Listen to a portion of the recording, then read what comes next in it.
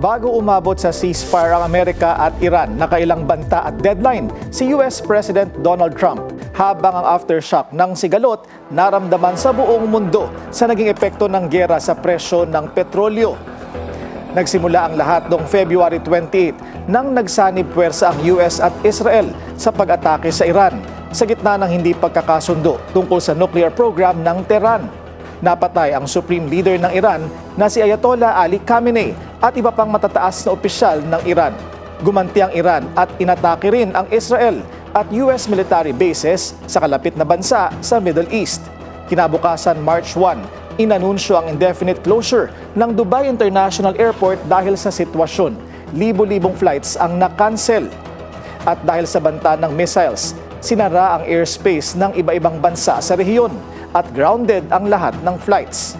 Opisyal na inanunsyo ng Iran na sarado ang Strait of Hormuz na mahalagang daanan ng mga barkong may dala ng 20% ng langis na ginagamit sa buong mundo. Ang presyo ng Brent crude oil na naglalaro sa $70 per barrel bago nagsimula ang giyera, sumirit sa higit $83 per barrel. Sumunod na linggo, March 10, double-digit na ang inakyat ng presyo ng diesel sa Pilipinas. March 21, nagbanta si Trump na kung hindi tuluyang bubuksan ng Iran ang Strait of Hormuz sa loob ng 48 hours, aatakihin ng Amerika ang mga power plant nito.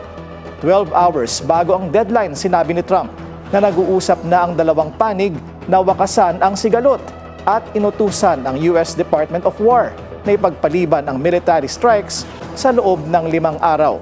Sagot ng Iran, walang nagaganap na anumang pag-uusap.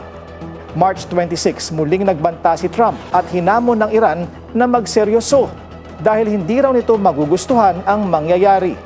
Pero muli na namang inextend ni Trump ang deadline at binigyan ng Iran ng 10 araw o hanggang April 6 dahil maganda umano ang nagiging takbo ng negosasyon. April 4 o bago ang deadline, muling nagbanta si Trump na pasasabugin ang mga power plant ng Iran. Dagdag ni Trump, kung hindi pa rin bubuksan ng Iran ang Strait of Hormuz in 48 hours, all hell will rain down on them. Habang nagmamatigas ang Iran, lalong umuusok si Trump sa mga banta at inisa-isa ang mga bobombahin sa Iran, mga power plant at tulay kung hindi bubuksan ang Strait of Hormuz. Ang deadline, April 7, 8 p.m. Eastern Time sa Amerika. Lunes, April 6, mas uminit pa ang banta ni Trump. Mawawala raw ang Iran sa loob lang ng isang gabi na mas tumindi pa kinabukasan April 7 nang magbanta si Trump na a whole civilization will die tonight na para sa iba ay banta na gagamit siya ng nuclear weapon sa Iran. 2 oras bago ang 8 p.m. deadline, inanunsyo ni Trump ang 2-week ceasefire matapos mamagitan ang Pakistan sa kondisyon na dapat buksan agad ang Strait of Hormuz. Ayon sa Iran, nakikipag-negotiate sila sa Amerika pero hindi raw ibig sabihin na tapos na ang giyera. Ayon sa Foreign Minister ng Iran, bubuksan ang Strait of Hormuz for the next 2 weeks under Iranian military management. Nakahinga ng saglit ang buong mundo pero agad nadiskaril ang ceasefire dahil naman sa patuloy na pag-atake ng Israel sa Lebanon kung saan target ang Iran-backed Hezbollah. Ang tanong ngayon, bukas na ba ang Strait of Hormuz? Ayon sa Iran, bagamat may ilang barko na pinapayagang dumaan, kailangan pa rin ng permiso nila. Ayon din sa ilang shipping sources, hindi pa binabawi ng Iranian Navy ang banta sa mga barko na magtatangkang dumaan. Ayon sa isang German shipping company, it will take 6 weeks bago bumalik sa nakagawiang shipping traffic ang sitwasyon. Pagdating sa presyo ng krudo, agad bumaba ang presyo nito below $100 per barrel kasunod ng anunsyo ng ceasefire mula sa high na $118 bago magtapos ang Marso.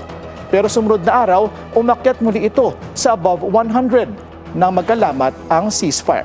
Dahil dito, hindi rin agad-agad mararamdaman ang malakihang pagbaba ng presyo ng petrolyo dahil na rin sa unpredictable at maselang kalagayan ng ceasefire. Basta may issue na dapat himayin at kwentong dapat unawain, I will explain. Manatiling nakatutok sa Bilyonaryo News Channel, sumubaybay sa aming social media accounts at mag-subscribe sa aming YouTube channel para sa mga eksklusibong balita at storya.